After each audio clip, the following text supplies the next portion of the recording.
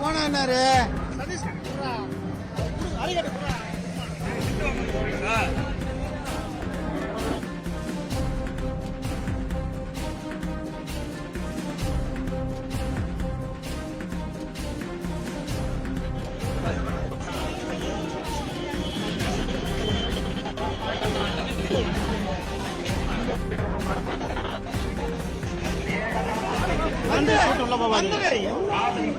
பேசவே இல்லப்பா.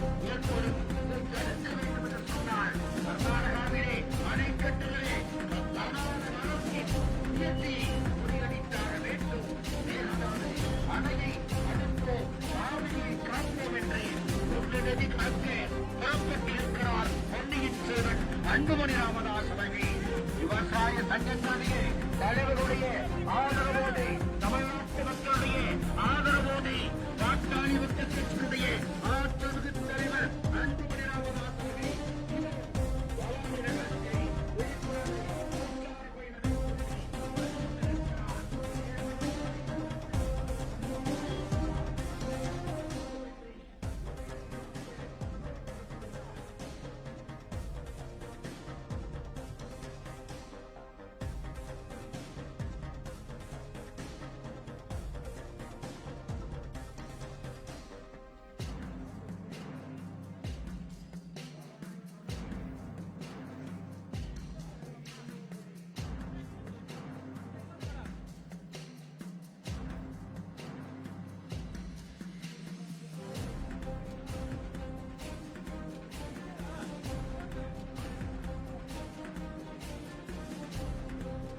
நீங்களா அப்படியே வந்துருங்க. தலைவர் மட்டும் போட்டோம். நீங்களா அப்படியே வந்துருங்க. நீங்களா இப்படி வந்துருப்பா. பின்னாடி போகாத. பின்னாடி போகாத. கூட்டத்துக்கு அப்படியே வந்துருங்க. கூட்டத்துக்கு அப்படியே வந்துருங்க. நிறுத்து நிறுத்து. மவுண்டர் முன்னாடி நிற்கிறது. நம்ம மவுண்டருக்கு யாரையும் மேல விடாதீங்க. மவுண்டரே யாரையும் மேல விடாதீங்க. நிறுத்து மைக்கில் பேசாதீங்க.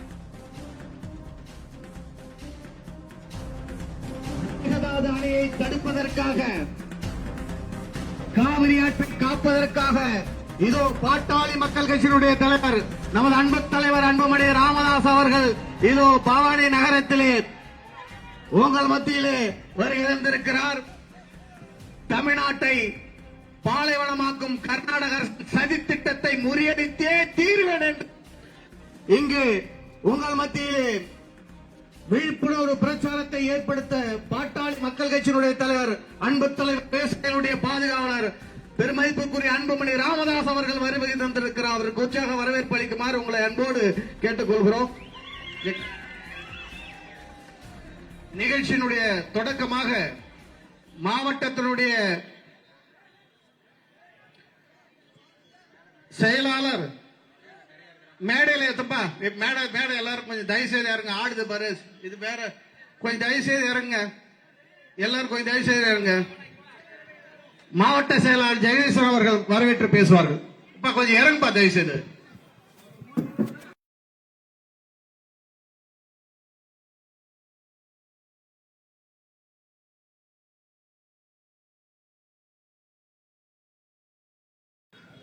பசுமை நாயகர், எங்களது இளைஞர்களின் எழுச்சி நாயகன் மாண்புமிகு மருத்துவர் சின்னையா அவர்களை வருக வருக என வரவேற்று, மாண்புமிகு சட்டமன்ற உறுப்பினர் அண்ணன் KCK அவர்களையும் வருக வருக என வரவேற்று, மாண்புமிகு உழவர் பேரியக்க செயலாளர் அண்ணன் அவர்களையும், உழவர் பேரியக்க தலைவர் அண்ணன் அவர்களையும், தலைமை செயலாளர் அண்ணன் செல்வகுமார் அவர்களையும், பொறுப்பாளர் சேலம் எடப்பாடி அண்ணாதுரை அன்னார் அவர்களையும், கருப்பூர் RK சதாசிவம் அன்னார் அவர்களையும் மற்றும் இந்த கூட்டத்திற்கு வந்திருக்கும் உழவர் பேரியக்கத்தை சேர்ந்த அனைத்து நிலை பொறுப்பாளர்களுக்கும், விவசாய பாசன தொழிற்சங்க தலைவர் உறுப்பினர் உட்பட அனைத்து நிர்வாகிகளுக்கும், மாநில மாவட்ட ஒன்றிய நகர பேரூர் கழக நிர்வாகிகளுக்கும், மகளிர் அணி பொறுப்பாளர்களுக்கும் ஈரோடு வடக்கு மாவட்டத்தின் சார்பாக பணிவான மாலை வணக்கத்தை தெரிவித்துக் கொண்டு வருக வருக என உங்கள் அனைவரையும் அன்போடு வரவேற்கின்றோம். மேட்டூர் மேற்கு கரை வாய்க்கால் பயன்படுத்துவோர் சங்கத்தின் தலைவர் மரியாதைக்குரிய தனபால் அவர்கள் சுருக்கமாக அவர் கொஞ்சம்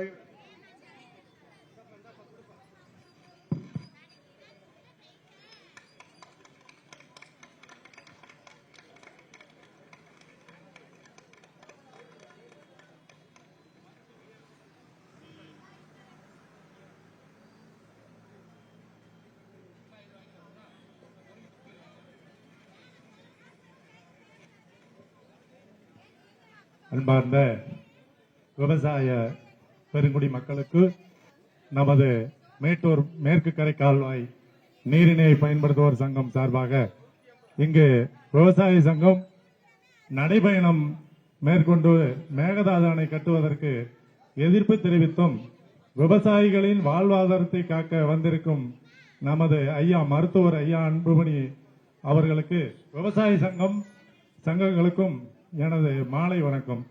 தற்பொழுது கர்நாடக அரசு மேகதாது அணை கட்டினால் கிட்டத்தட்ட ஒரு 14 மாவட்டங்கள் தண்ணீர் இல்லாமல் காய்ந்து வறண்டு பாலைவனமாக ஆகும். இது நமக்கு ஏற்பட்ட ஒரு மிகப்பெரிய ஒரு அநீதியாக நாங்கள் நினைக்கிறோம் இந்த மேட்டூர் மேற்கு கரை கால்வாய் நீரினை பயன்படுத்துவோர் சங்கம் சார்பாக. அதனால் இந்த மேகதாது அணை கட்டினால் இங்க ஈரோடு மாவட்டத்தில் உள்ள அனைத்து விவசாயிகளும் விவசாய சங்க உறுப்பினர்களும் ஐயா அவர்களின் உத்தரவு ஒரு கண் காட்டினால் போதும், நாங்கள் இங்கு அனைவரும் ஒன்று சேர்ந்து எந்த இடத்தில் வந்து நிற்க வேண்டும் என்று சொன்னாலும் அந்த இடத்திற்கு வந்து நிற்போம் என்று இந்த இடத்தில் நான் கூறிக்கொண்டு எனது உரையை முடிக்கிறேன். நன்றி, வணக்கம்.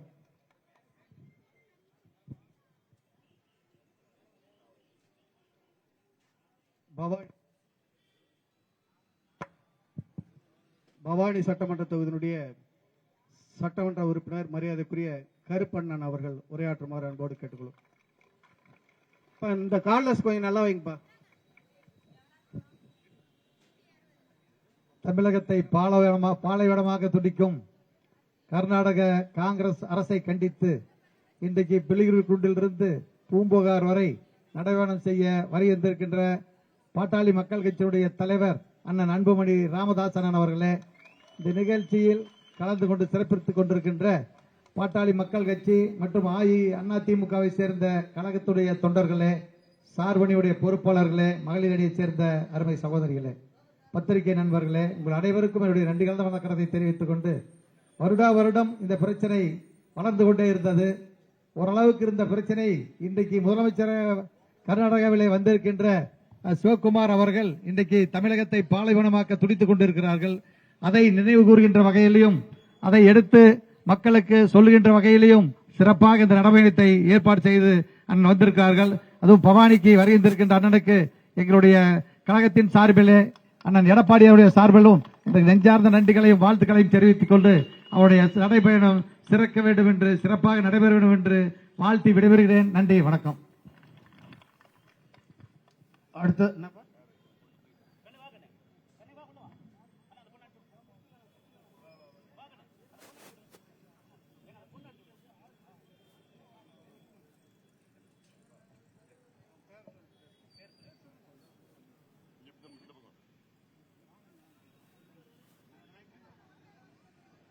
என் பேரு அனுஷியா. நான் இங்க வந்து மேகதாது அணைனா என்ன அப்படிங்கறத ஒரு தெளிவான மேகதாது அணைனா என்ன, இந்த நடைப்பயணம் எதுக்கு அப்படிங்கறத மட்டும்தான் சொல்ல வந்திருக்கேன். சமூக போராளி மக்கள் காவலர் மருத்துவர் ஐயா அவர்களை வணங்கி என்றும் அவர் வழியில் பயணிப்பதில் பெருமிதம் கொண்டு ஜமகால நகரமான நமது பவானியின் சிறப்பையும் அடையாளத்தையும் மீட்டுக் கொடுக்க நமக்காக வந்திருக்கும் சின்னையா அவர்களையும் அம்மா சௌமியம்மா அவர்களையும் வருக வருக என வரவேற்று பெருமிதம் கொள்கின்றேன். எதற்கு இந்த நடைப்பயணம்? மேகதாது அணை என்றால் என்ன? மேகதாது அணை என்பது தமிழ்நாடு கர்நாடகா இடையில் காவேரி சங்கமிக்கும் ஒரு இடம். அந்த இடத்தில் தமிழ்நாட்டிற்கு வரும் காவேரி நதியை தடுத்து கர்நாடக அரசு அணை கட்ட நினைக்கின்றது. அந்த அணை கட்டிவிட்டால் தமிழ்நாட்டில் திரும்பும் இடமெல்லாம் வறட்சி மட்டும்தான் இருக்கும். குடிநீருக்கும் விவசாயிக்கும் தண்ணீர் இல்லாத பற்றாக்குறை மட்டும்தான் அங்கு இருக்கும். தண்ணீர் இல்லையேல் உயிர் இல்லை, தண்ணீர் இல்லையேல் உயிர் இல்லை, காவேரி இல்லையேல் விவசாயம் இல்லை. எனவே இளைஞர்களே முன்னோடிகளே, உங்கள் அனைவரையும் கேட்டுக்கொள்கின்றேன். இந்த நடைபயணம் எந்த கட்சியின் சார்பாகவும் கிடையாது. நமக்காகவும் நமது தலைமுறையினரை காக்குவதற்காகவும் அனைவரும் திரண்டு வர வேண்டும். நாம் நினைத்தால் மட்டும்தான் காவிரியை தமிழ்நாட்டிற்கு கொண்டு வர முடியும். நன்றி. நாம் ஆவலோடு எதிர்பார்த்துக் கொண்டிருக்கிற சுற்றுச்சூழல் போராளி, விவசாயிகளுடைய பாதுகாவலர், பாட்டாளி மக்கள் கட்சியினுடைய தலைவர், நமது அன்பு தலைவர் அன்புமணி ராமதாஸ் அவர்கள் விழிப்புணர்வு பிரச்சாரத்தை செய்யுமாறு அன்போடு கேட்டுக்கொள்கிறோம்.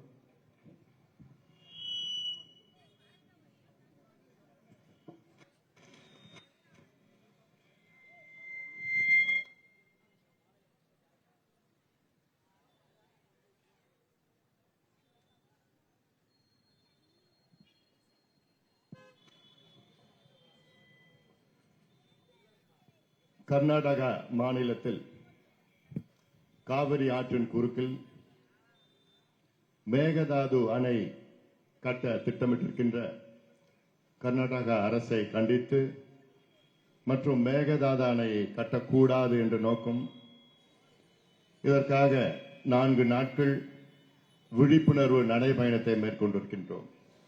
2வது நாள் இன்று பவானி நகரில் நடைபெறுகின்ற இந்த விழிப்புணர்வு பிரச்சார கூட்டத்தில் வருகை தந்து இந்த கூட்டத்தை மிக சிறப்பாக நடத்தி கொண்டிருக்கின்ற நம்முடைய மாவட்ட செயலாளர் ஜெகதீசன் அவர்கள், எனக்கு முன்பு பேசிய சட்டமன்ற உறுப்பினர் மரியாதைக்குரிய திரு கருப்பண்ணன் அவர்கள், முன்னாள் சட்டமன்ற உறுப்பினர் மரியாதைக்குரிய திரு கார்த்தி அவர்கள், மரியாதைக்குரிய திரு சேலம் அண்ணாதுரை அவர்கள், இந்த நிகழ்ச்சியை மிக சிறப்பாக நடத்தி கொண்டிருக்கின்ற தலைமை நிலை செயலாளர் செல்வகுமார் அவர்கள், உழவர் பேரியக்கத்தின் மாநில தலைவர் வேலுச்சாமி அவர்கள், செயலாளர் முன்னாள் சட்டமன்ற உறுப்பினர் வேலுச்சாமி ஆலயமணி அவர்கள், முன்னாள் சட்டமன்ற உறுப்பினர் வேலுச்சாமி அவர்கள், தனபால் அவர்கள், RK சதாசிவம் அவர்கள், ராஜேந்திரன் அவர்கள், கிருஷ்ணமூர்த்தி அவர்கள், SL பரமசிவம் அவர்கள், செங்கோட்டையன் அவர்கள், திருமுருகன் அவர்கள், சேகர் அவர்கள், கதிர்வேல் அவர்கள், சண்முகம், ரேவதி, அம்பிகா, ராஜேஸ்வரி, தினேஷ்குமார் நாயக்கர் அவர்கள், பிரகாஷ் அவர்கள், ஒன்றிய நிர்வாகி பிரபாகரன், சத்ரியன், சம்பத், சம்பு, கோவிந்தசாமி, கோவிந்தராஜ், பெரியசாமி, கௌதம், வெங்கடேஷ், முனுசாமி, செல்வம், சரவணன், சம்பத், குமார, வடிவேல், சதாசிவம், செந்தில், பிரபாகரன், சக்திவேல், கார்த்திகேயன், தங்கராஜ், கிருஷ்ணன் உள்ளிட்ட மேடையில் இருக்கின்ற அனைத்து நிலை நிர்வாகிகளும் இங்கே எழுச்சியோடு நிச்சயமாக நாங்கள் எல்லோரும் ஒன்று சேர்ந்து கர்நாடக அரசு மேகதாது அணையை கட்ட விடமாட்டோம் என்ற வீர முழக்கத்தோடு வருகை தந்திருக்கின்ற என் தம்பிகளுக்கும், என் தங்கைகளுக்கும், என் சகோதரிகளுக்கும், அண்ணன்மார்கள், விவசாய பெருமக்கள், வியாபார பெருமக்கள், ஊடக நண்பர்கள், காவல்துறை நண்பர்கள் உள்ளிட்ட உங்கள் அனைவருக்கும் அன்புமணி ராமதாஸின் பணிவான வணக்கங்கள். மேகதாது அணை என்றால் என்ன? இது பல பேருக்கு தெரியல. இந்த பிரச்சனை என்ன பிரச்சனைன்னு கூட தெரியல பல பேருக்கு, குறிப்பாக இளையோர்களுக்கு தெரியவில்லை. அதாவது காலகாலமா காவிரி ஆற்று அந்த தண்ணியை நம்ம பயன்படுத்திட்டு வரோம். காவிரி ஆறு தமிழ்நாட்டின் மிகப்பெரிய ஆறு. இந்த ஆறு கர்நாடகாவில் உள்ள மேற்கு தொடர்ச்சி மலையில தொடங்கி அங்கே கொடகு பகுதின்னு இருக்கு, அந்த பகுதியில் தொடங்கி கர்நாடகாவில் ஒரு 300 கிலோமீட்டர் பயணித்து கர்நாடகா தமிழ்நாடு எல்லையில ஒரு 60 கிலோமீட்டர் பயணித்து பிறகு தமிழ்நாட்டில் ஒரு 425 கிலோமீட்டர் பயணித்து பூம்புகாரில் போய் கடல்ல கலக்குது.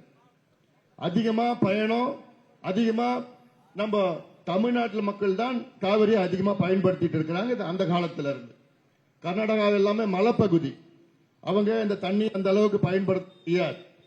ஆனாலும் காவிரி தண்ணியை இப்போ கர்நாடகாவில் அங்கங்க அணைகள் கட்டி அந்த அணை மூலமா எங்கேயோ தூரத்துக்கு எடுத்துட்டு போய் அந்த தண்ணியை விவசாயத்திற்கு பயன்படுத்திட்டு வராங்க.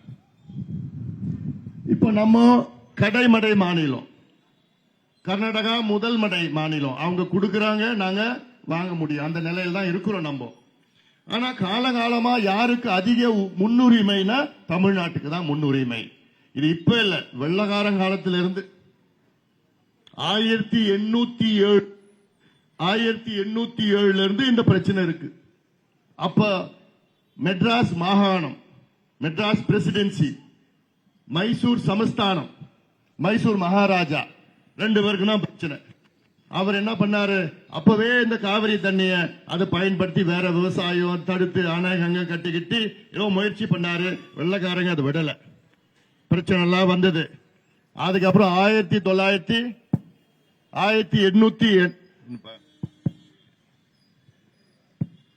அதன் பிறகு 1892 ஒரு ஒப்பந்தம் போடப்பட்டது. இந்த ஒப்பந்தத்தின் படி தமிழ்நாட்டுக்கு, அப்போது மெட்ராஸ் மாகாணத்திற்கு காவிரியில பாய்கின்ற 75 விழுக்காடு தண்ணி நம்ம பயன்படுத்தணும். அது ஒப்பந்தம், அது அக்ரிமெண்ட். மைசூர் மகாராஜா அந்த தண்ணியை 23 விழுக்காடு அவர் பயன்படுத்திக்கலாம். 2 விழுக்காடு திரவாங்கூர் மகாராஜா, திருவனந்தபுரத்தில் கேரளாவில் இருக்கிற திரவாங்கூர் மகாராஜா, அவர் 2%. இதுதான் ஒப்பந்தம். ஆனா அந்த ஒப்பந்தத்தையும் கடைபிடிக்கல கர்நாடகாவில். அதன் பிறகு சண்டெல்லாம் வந்தது. 1911 சண்டை வந்தது, எல்லாம் வந்து 1924 இன்னொரு அக்ரிமெண்ட் போட்டாங்க. அந்த அக்ரிமெண்ட் படி என்னன்னா, நம்ம மேட்டூர் டேம் கட்டிக்கலாம், கர்நாடகாவில் ஒரு டேம் கட்டிக்கலாம். என்ன டேம்னா கிருஷ்ணராஜசாகர் டேம், KRS டேம் சொல்லுவாங்க. அது 50 TMC தண்ணி கொள்ளளவு. நம்ம மேட்டூர் டேம் 93 TMC அளவுக்கு கொள்ளளவு. இதுதான் ஒப்பந்தம். 2 பேருக்கும் மாத்தி மாத்தி கட்டிட்டோம். நம்ம 1934 மேட்டூர் அணையை திறந்தோம். அவங்க 1931 KRS அணையை திறந்துட்டாங்க. அதுக்கப்புறம் ஒழுங்கா தான் போயிட்டு இருந்தது. இந்த ஒப்பந்தம் 50 வருஷம். இந்த ஒப்பந்தம் 74 இந்த ஒப்பந்தம் முடியுது. ஆனா அந்த ஒப்பந்தம் முடியறதுக்கு முன்னாடியே என்ன பண்ணிட்டாங்க, கர்நாடகாவில் 3 டேம் கடகடன்னு கட்டிட்டாங்க. அப்போ கலைஞர் ஆட்சி, திமுக ஆட்சி, இந்திரா காந்தி மத்தியில் இருந்தாங்க, காங்கிரஸ் கர்நாடகா ஆண்டுட்டு இருந்தது. அதனால இந்திரா காந்தி அம்மையாரு காங்கிரசுக்கு ஆதரவா அங்க செயல்பட்டாங்க. 3 டேம், கபினி, ஹேமாவதி, ஆரங்கின்னு 3 டேம் கட்டிட்டாங்க. நம்ம அனுமதியை கேட்கல, நம்ம அனுமதி அவங்க வாங்கல. ஒரு ஒப்பந்தத்தின் பெயர்ல உலக அளவில் எங்கே ஒப்பந்தம் போட்டாலும், நதிநீர் ஒப்பந்தம் எங்க போட்டாலும் கடைமடை மாநிலத்துக்கு தான் முதல் உரிமை இருக்கிறது. தமிழ்நாடு தான் கடைமடை, முதல் மடை மாநிலம். அவங்க எந்த கட்டுமானம் கட்டணும்னா நம்ம அனுமதி இல்லாம, கடைமடை மாநிலம் அனுமதி இல்லாம கட்ட முடியாது. இதுதான் இயற்கை நீதி, சட்டம், ஒப்பந்தம், நடுவர் மன்றம் தீர்ப்பு, உச்சநீதிமன்றம் தீர்ப்பு, எல்லா தீர்ப்பும் இதுதான். ஒரு சின்ன டேம் கூட கட்ட முடியாது கர்நாடகாவில் நம்ம அனுமதி இல்லாம. எல்லாருடைய தீர்ப்பும் இது. ஆனால் 3 அணை கட்டிட்டாங்களா? இப்போ கர்நாடகாவில் 4 அணை, 4 அணையினுடைய கொள்ளளவு 115 TMC. TMCனா 1000 மில்லியன் கியூபிக் ஃபீட். அதுனா எப்படின்னா 2800 கோடி லிட்டர் தண்ணி.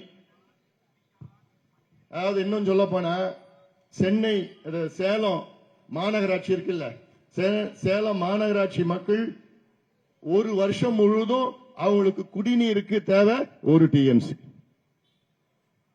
மேட்டூர்ல இருக்குது 93 TMC. கர்நாடகாவில் கொள்ளளவு 115 TMC. இப்போ நம்ம மேட்டூர்ல 93 TMC அப்ப கட்டினப்போ, வெள்ளக்காரன் கட்டினப்போ, இன்னைக்கு அது 75-80 TMC தான். தூர்ந்து போயிடுச்சு, அது தூர் வரல. ஆனா இப்ப கர்நாடகா என்ன சொல்றாங்க, இப்ப திடீர்னு நாங்க இன்னொரு அணை கட்ட போறோம். எங்க கட்ட போறாங்கன்னா கர்நாடகாவில், ஆனா தமிழ்நாடு எல்லையில, அவங்க பகுதியில், தமிழ்நாடு பார்டர்ல இருந்து 4 கிலோமீட்டர் தள்ளி மேகதாட்டுன்னு ஒரு இடம் இருக்கு. அங்க காவிரி குறுகிய இடத்துல வருது. அங்க டேம் கட்ட போறோம். அந்த டேமுடைய கெப்பாசிட்டி என்னன்னா 70 TMC. 70 TMC. அப்போ 115, 70, 185 TMC வந்துடும் அவங்க கட்டினாங்கன்னா. நமக்கு 93 தான் இருக்கு. நம்மளோட 2 மடங்கு அதிகமா அங்க கர்நாடகாவில் இருக்கும். இதற்கு நம்ம எதிர்ப்பு தெரிவிக்கிறோம். ஆனா அவங்க கேட்கிற நிலையில இல்ல. கடந்த காலத்தில் நம்ம கேட்காமலே 3 டேம் கட்டிட்டாங்க. இப்போ மறுபடியும் இன்னொரு டேம் கட்டுறதுக்கு முயற்சிக்கிறாங்க. கர்நாடகாவில் அவங்க காவிரி குறுக்கே கர்நாடகாவில் இவங்க திட்டமிடுற மிகப்பெரிய அணை இதுதான், 70 TMC. இப்ப கர்நாடகா முதலமைச்சர் சொல்ற காரணம் என்னன்னா, இது நாங்க குடிநீருக்கு பயன்படுத்த போறோம். பெங்களூர் நகரத்தில் உள்ள பெங்களூரு 100 கிலோமீட்டர் தள்ளி இருக்கு. பெங்களூருடைய குடிநீருக்கு நாங்க பயன்படுத்துவோம். நான் கேட்டேன், பெங்களூர் குடிநீர் தேவை 10 டிஎம்சி. அதுல காவிரி நடுவர் மன்றம் இறுதி தீர்ப்புல உச்சநீதிமன்றம் 2018 கொடுத்த தீர்ப்புல பெங்களூருக்கு 4.75 டிஎம்சி 4.25 டிஎம்சி ஒதுக்கீடு செஞ்சிட்டாங்க. அதை எடுத்துக்க இப்போ இன்னும் தேவை அவங்களுக்கு ஒரு 5 டிஎம்சி. உங்களுக்கு 5 டிஎம்சி தேவை, எதுக்கு டிஎம்சி டேம கட்டுறீங்க? தேவை 5 டிஎம்சி. ஆனா 70 டிஎம்சி கட்டுவேன்னா என்ன திட்டம் உங்களுக்கு? போன வாரம் சொல்றாரு டி.கே. சிவகுமார் முதலமைச்சர், கர்நாடகா முதலமைச்சர் சொல்றாரு, நாங்க ஒரு பக்கெட் தண்ணி கூட விவசாயத்துக்கு பயன்படுத்த மாட்டோம். நம்ம அவ்வளவு இழிச்சு வேண்டலாம், நமக்கு தெரியாதா? 5 டிஎம்சி தேவைக்கு நீ 70 டிஎம்சி டேம கட்டிட்டு நாங்க விவசாயத்தை பயன்படுத்த மாட்டோம். அப்ப எங்களுக்கு அவ்வளவு ஒண்ணுமே தெரியாதா? கடந்த கால அனுபவம். கடந்த காலத்துல உச்ச நீதிமன்ற தீர்ப்பை கூட கர்நாடகா மதிக்கல. காவிரி நடுவர் மன்ற தீர்ப்பு கூட கர்நாடகா மதிக்கல. ஒப்பந்தத்தை தீர்ப்பு கூட மதிக்கல, எதையுமே மதிக்கல. இப்ப நாளைக்கு ஒரு வேலை 70 டிஎம்சி கட்டிட்டாங்க வச்சுக்கங்களேன், நாளைக்கு அதை விவசாயத்துக்கு பயன்படுத்துறாங்கன்னா ஏதாவது நம்ம பண்ண முடியுமா? கேட்க முடியுமா? சண்டை போட முடியுமா? ஒண்ணும் பண்ண முடியாது. அவங்க கொடுக்கிற நிலையில இருக்காங்க, நமக்கு வாங்குற நிலையில இருக்கிறோம். நம்ம தமிழ் மக்கள் அங்க 70 லட்சம் பேர் இருக்கிறாங்க. நம்ம போய் சண்டை போட்டுட்டு ஒண்ணும் பண்ணிட்டு இருக்க முடியாது. அதனால என்ன செய்யணும்னா டேம கட்ட விடக்கூடாது. அதுதான் தீர்வு. கட்டி முடிச்சுட்டாங்கன்னா முடிஞ்சு போச்சு. இன்னைக்கு ஜூலை 2ஆம் தேதி, நேத்து பில்லிகுண்டுன்னு அங்க காவிரி தமிழ்நாடு வர பகுதி தான் பில்லிகுண்டு. அந்த பில்லிகுண்டுல நான் நேத்து போய் பார்வையிட்டேன். நேத்து ஜூலை 1ஆம் தேதி. பொதுவா ஜூலை 1ஆம் தேதியில அந்த பில்லிகுண்டு கரையில கூட நிக்க முடியாது, அவ்வளோ காவிரி தண்ணி போயிட்டு இருக்கிறோம். ஆனா நேத்து காவிரி நடுவுல நின்னு பேட்டி கொடுக்கிறேன், தண்ணி இல்ல. வர தண்ணி எல்லாம் கழிவு நீர் வந்துட்டு இருக்கு, அங்க டேம்ல திறந்து தண்ணி வரல. அப்போ மேகதாது அணை கட்டுறதுக்கு முன்பே இந்த நிலைனா, அவங்க மேக கட்டிட்டாங்கன்னா நமக்கு குடிக்கிறது கூட தண்ணி வராது. நம்ம எல்லாமே காவிரியை நம்பி இருக்கின்றோம். இந்த பகுதி பவானி ஆறு, பவானி வந்து கிளை பவானி ஆறு. இந்த பவானி ஆறு என்பது காவிரியுடைய கிளையர். அதே போன்று இங்கே காவிரியும் பவானியும் சங்கமாகின்ற பகுதி பவானி. காவிரியில ஆண்டுதோறும் ஜூன் 12ஆம் தேதி மேட்டூர் அணையை திறக்கணும். இந்த வருஷம் திறந்தாங்களா? இல்ல. ஏன்? தண்ணி இல்ல. மேட்டூர் அணை 93 டிஎம்சி. ஆனா இன்னைக்கு மேட்டூர்ல தண்ணி இருக்கிறது எவ்வளவு? 40 டிஎம்சி. அந்த 40 டிஎம்சி குடிக்கிறதுக்கு தான் நம்ம பயன்படுத்துறோம். காவிரிய தமிழ்நாட்டில் உள்ள 8 கோடி மக்கள் இருக்கின்றார்கள். 8 கோடி மக்கள்ல 5.5 கோடி மக்கள் காவிரியை நம்பி இருக்கிறோம். நான் சென்னையில இருக்கிறேன். சென்னையில நான் காவிரியை நம்பி இருக்கிறேன். வீராணம் மூலமா சென்னைக்கு தண்ணி காவிரி தண்ணி தான் வருது. மேட்டூர் மதுரையில மேலூர், மதுரையில வைகை ஆறு போகுது, ஆனாலும் தண்ணி வரல. மேலூர்ல காவிரி கூட்டு குடிநீர் திட்டம், மதுரையில காவிரி கூட்டு குடிநீர் திட்டம், ராமநாதபுரம் கூட்டு குடிநீர் திட்டம். என்ன தண்ணி? காவிரி தண்ணி. விருதுநகர்ல காவிரி குண்டார் திட்டம், புதுக்கோட்டையில காவிரி தண்ணி, சிவகங்கையில காவிரி தண்ணி, ஒகேனக்கல் கூட்டு குடிநீர் திட்டம், தர்மபுரி, கிருஷ்ணகிரி, திருப்பத்தூர், வேலூர், ராணிப்பேட்டை, திருவண்ணாமலை. ஆக மொத்தம் ஒட்டுமொத்தம் தமிழ்நாட்டில் முக்கால்வாசி தமிழ்நாடு காவிரியை நம்பி இருக்கு. விவசாயம் காவிரியை நம்பி இருக்கு. 38 மாவட்டம் தமிழ்நாட்டில், அது 28 மாவட்ட மக்கள் காவிரி நம்பி இருக்கிறோம். ஆனா இப்போ காவிரியில இன்னொரு டேம் கட்டினாங்கன்னா எல்லாமே முடிஞ்சு போச்சு, அவ்வளவுதான். நம்ம வாழ்வாதாரம். சில பேர் சொல்லுவான், நான் சென்னையில இருக்கிறேன், ஐடில வேலை செய்யறேன், கம்ப்யூட்டர்ல வேலை செய்யறேன், எனக்கு என்ன பாதிப்பு? நான் கன்னியாகுமரியில இருக்கிறேன், கன்னியாகுமரிக்கும் காவிரிக்கு என்ன சம்பந்தம் இருக்கு? எங்கேயாவது கட்டிட்டு போனோம், நமக்கு என்னன்னு அப்படிலாம் பேசிட்டு இருக்கிறாங்க சில பேர். நான் கேட்கிறேன், உங்களுக்கு சோறு வேணுமா வேணாமா? இந்த சோறு எப்படி வருது? காவிரி தண்ணியில டெல்டாவில சோறு வழி நடுக்க இருக்கிற மாவட்டங்கள்ல அங்கதான் சோறு கிடைக்குது. காவிரி தண்ணி வரலாம், உங்களுக்கு சோறு கிடைக்காது. அதனால நீங்க எங்க வாழ்ந்தாலும் சரி காவிரி நம்பிதான் நீங்க இருக்கிறீங்க. காவிரி இல்லைன்னா உங்களுக்கு பசி பட்டினி. அதனால இது என்ன பாதிக்காது, எங்களுக்கு பிரச்சனை இல்லைன்னு தயவு செய்து யாரும் சொல்லாதீங்க. தமிழ்நாட்டில் உள்ள 8 கோடி மக்களையும் பாதிக்கின்ற பிரச்சனை. 8 கோடி மக்களையும் பாதிக்கிறது. கொஞ்ச நாளுக்கு முன்பு ஜல்லிக்கட்டு நிறுத்திட்டாங்க. எப்படி கோபம் வந்துச்சு உங்களுக்கு? வேகமா வந்தீங்க, ஆவேசமா வந்தீங்க, கும்பலா வந்தீங்க. அதுல வந்தவங்க 99.9% அங்க இளைஞர்கள் அவங்க ஜல்லிக்கட்டை பார்த்தது கிடையாது.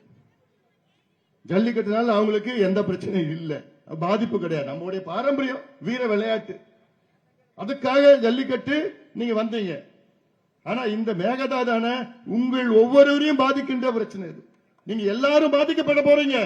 நீங்க மட்டும்தான், நீங்க உங்க பிள்ளைங்க, உங்க பேர பிள்ளைங்க, உங்க கொள்ளு பேர பிள்ளைங்க, வருங்கால சந்ததியினரும் அத்தனை பேரும் பாதிக்கப்பட போறோம்.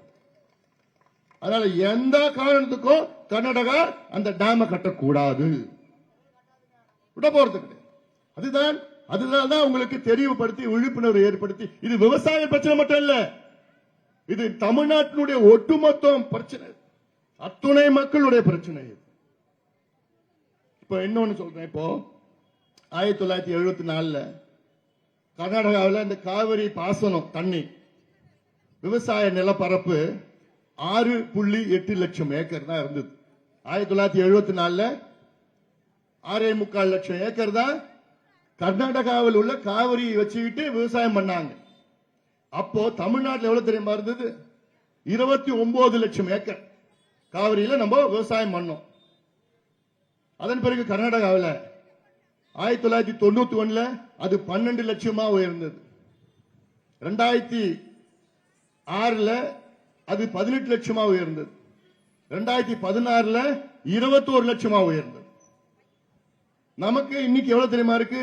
அப்போ 29 லட்சம் ஏக்கர் இருந்தது, இன்னைக்கு 20 லட்சம் ஏக்கர். கர்நாடகாவில் 21 லட்சம் ஏக்கர். நம்ம பார்த்து 29 லட்சம் ஏக்கர், அவன் 6.25 லட்சம் ஏக்கர் வச்சிருந்தான் 50 வருஷத்துக்கு முன்பு. இன்னைக்கு நம்மளோட அதிகமா விவசாயம் பண்ணிட்டு இருக்கிறான். இந்த மேகதாது அணை கட்டினாங்கன்னா நம்மளது 20 லட்சத்துல இருந்து எவ்வளவு வரும்? 10 லட்சம் வரும். அவன் 21 லட்சத்திலிருந்து 30 லட்சம் போகும். அப்ப நமக்கு சோறு கிடைக்காது, வாழ்வாதாரம் கிடைக்காது, பொருளாதாரம் முன்னேற்றம். எவ்வளவு பிரச்சனை காவிரியில் இருக்கிற பிரச்சனை. அதனால தான் நான் சொல்றேன், இது அரசியலுக்காக ஓட்டுக்காக நான் வரல. என்னை பத்தி உங்களுக்கு தெரியும். ஒரு பிரச்சனை கையில் எடுத்தா அதுக்கு தீர்வு வர வரைக்கும் போராடிட்டே இருப்போம், அழுத்தம் கொடுத்துட்டே இருப்போம். நான் உங்ககிட்ட எதிர்பார்க்கறது இதுதான். எல்லாம் வாங்க, கட்சி ஜாதி மதம் இடம் எதுவும் இல்ல. இது நம்ம பிரச்சனையா? நம்ம வருங்கால சந்ததியினர்கள் நம்ம இந்த பிரச்சனை நம்ம இன்னைக்கு தீர்த்தாதான் அவங்க நிம்மதியா வாழ முடியும். தீர்க்கிற நிலையில நம்ம இன்னைக்கு இருக்கிறோம். இன்னைக்கு விட்டுட்டோம்னா அவன் கட்டிட்டு போயிட்டா அவ்வளவுதான். அதுக்கப்புறம் அவங்க கூட சண்டை போட முடியாது. இந்த மேகதாது அணைய அங்க கிட்டத்தட்ட 12,500 ஏக்கர் காட்டு அழிச்சுதான் அந்த டேம கட்ட போறாங்க. 12,500 ஏக்கர் காடு, எப்பேற்பட்ட காடு. அந்த மரம் எல்லாம் போய் பார்த்தா 300-400 வயசு அந்த மரத்துக்கு. இவ்வளவு பெரிய மரம் எல்லாமே அழிய போகுது. அப்படி கட்டினாங்கன்னா கட்ட போறதில்ல, கட்ட விட மாட்டோம். அதற்கு நீங்க நம்ம எல்லாம் ஒரே கரத்துல முடியாது. அப்படி உங்க கோபம் எல்லாத்தையும் காமிங்க, வெளியில காமிங்க, அற வழியில காமிங்க. அதே போன்று அந்த காட்டுல புலிகள், யானைகள், புலிகள் சரணாலயம், யானைகள், அரிய வகை விலங்குகள்லாம் இருக்கு, வன விலங்குகள்லாம் இருக்குறாங்க. அது ஒரு பக்கம் இருக்குது. அதனால அதே நேரத்தில் மத்திய அரசு யாருக்கு சப்போர்ட் பண்ணுவாங்க? கர்நாடகா. ஏன் கர்நாடகா சப்போர்ட் பண்ண? கர்நாடகாவில் காங்கிரஸ் பிஜேபி மாத்தி வந்துட்டு இருக்குது. மத்தியிலையும் காங்கிரஸ் பிஜேபி. தமிழ்நாட்டில் பிஜேபி காங்கிரஸுக்கு இங்க வேலை இல்லை. அதனால அங்க இருக்கிறவங்க, மேல இருக்கிறவங்க கர்நாடகா தான் சப்போர்ட் பண்ணுவாங்க. அதனால்தான் நான் சொல்றேன், இந்த விஷயத்துல எல்லாமே நம்ம கட்சி எதுவும் பார்க்காது, ஈகோ பார்க்க, கௌரவங்கிறது எதுவும் பார்க்க கூடாது. இது நம்முடைய வாழ்வாதாரம் பிரச்சனை. நேற்று கூட அங்க தருமபுரியில சௌமியா அன்புமணி அவர்கள் பேசினாங்க, ஆவேசமா பேசினாங்க, சட்டமன்றத்திலையும் பேசினாங்க, நேற்று தருமபுரியில பேசினாங்க.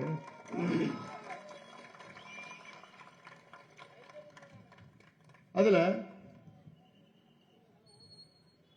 ஈகோசைடுன்னு சொன்னாங்க. ஈகோசைடுனா எக்காலஜி, என்வாயர்மெண்ட்டை வந்து படுகொலை செய்யறது வந்து ஈகோசைடு.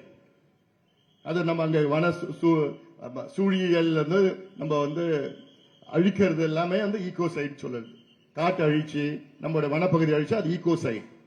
அதே போன்று இன்னொரு வார்த்தை சொன்னாங்க, காட்டுக்கு ஈகோசைடு. ஜெனோசைடு என்ன தெரியுமா? இனப்படுகொலை. இலங்கையில இனப்படுகொலை நடந்த தமிழர்களை கொத்து குண்டுகள் போட்டு கொன்று குவித்தார்கள் அங்க சிங்களக்காரர்கள், அங்க இனத்தை அழிக்கணும்னு சொல்லிட்டு.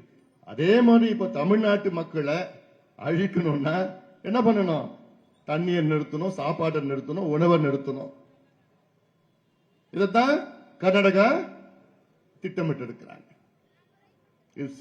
பெரிய பிரச்சனை. நான் பெரிய வார்த்தையெல்லாம் பேசிட்டு இருக்கிறேன், அது வேற. அதனால இதெல்லாம் நம்ம லேசப்பட்டா எடுத்துக்கூடாது. ஒரு இனத்தை அழிக்கிறதுனா தண்ணீர் நிறுத்தினா போதும், அழிச்சிடலாம், ஒரு இனத்தை அழிச்சிடலாம். அதனால நமக்கு தண்ணி வேணும், அங்க கட்டக்கூடாது. இன்னொன்னு, உச்சநீதிமன்ற தீர்ப்பு 2018 வழங்கி இருக்கிறது. அந்த தீர்ப்பின்படி என்ன சொல்லியிருக்காங்க உச்சநீதிமன்றம்? 2033 வரை 2 பேரும் அமைதியா இருக்கணும். எவ்வளவு? 2033 வரை தீர்ப்பு வழங்கிட்டோம், 2 பேரும் போங்க, எதுவும் கட்டுமானங்கள்லாம் கட்டக்கூடாது. 2033 பிறகுதான் நீங்க வாங்க. ஏன்னா இது ஒரு வரலாறு, பெரிய வரலாறு. 1990 நடுவர் மன்றம் அமைக்கிறாங்க, 91 இடைக்கால தீர்ப்பு 205 TMC கொடுக்கறாங்க, 2007 இறுதி தீர்ப்பு கொடுக்கறாங்க நடுவர் மன்றம் 192 TMC சொல்லிட்டு. அதன் பிறகு 2013 கெசட் நோட்டிபிகேஷன் நடக்குது, அப்புறம் பிரச்சனை வருது. அதன் பிறகு 2 பேரும் உச்சநீதிமன்றம் போறோம். உச்சநீதிமன்றத்தில் 2018 இறுதி தீர்ப்பு கொடுக்கறாங்க, ஃபைனல் வெர்டிக்ட்.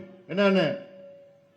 177.25 TMC தமிழ்நாட்டுக்கு, பெங்களூர் குடிக்கிறதுக்கு 4.25 TMC, பாண்டிச்சேரிக்கு 7 TMC. குறைச்சிட்டாங்க நமக்கு எல்லாம். குறைச்சி தான் இன்னைக்கு வந்திருக்கிறோம். எவ்வளவு? 177 TMC வந்திருக்கிறோம். வெள்ளக்காரன் காலத்துல நமக்கு எவ்வளவு கிடைச்சது? 450 TMC கிடைச்சது. ஆனா இன்னைக்கு 177 TMC கர்நாடகா மூலமா நமக்கு கிடைக்கணும். அது கொடுக்கறது கிடையாது. ஒரு முறை கூட 12 மாசத்துல இவ்வளவு தண்ணி விடணும்னு டைம் டேபிள் போட்டு கொடுத்திருக்காங்க உச்ச நீதிமன்றம். ஆனா ஒரு ஆண்டு கூட அதை கடைபிடிக்கல, ஒரு முறை கூட கடைபிடிக்கல. கேட்டா அதுதான் இப்படிதான் நான் இருப்பேன், எங்க டேம் எல்லாம் நிறைஞ்சிருச்சுன்னா மிச்ச நீரை உங்களுக்கு நான் கொடுப்பேன். அதுதான் நடக்குது. சரியா? நம்ம நாட்டினுடைய குடிமகன்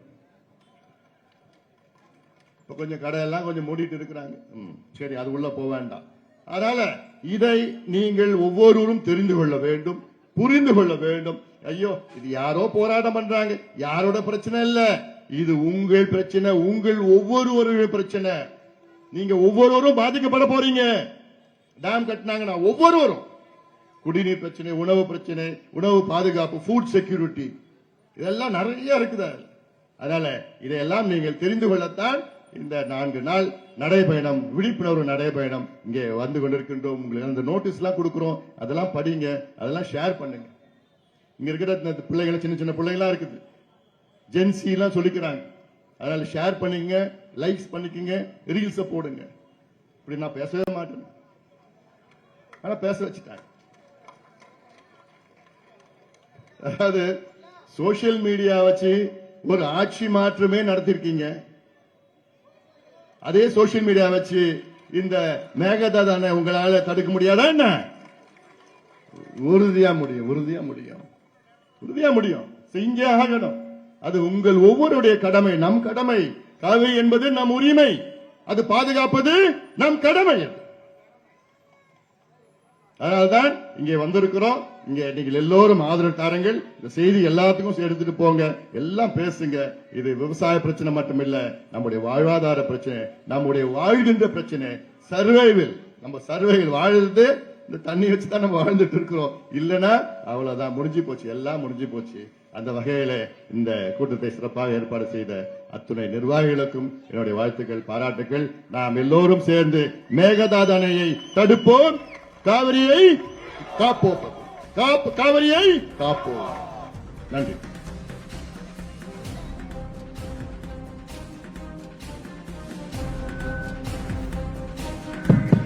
நன்றி உரை பவானி நகர செயலாளர் தினேஷ் அவர்கள்.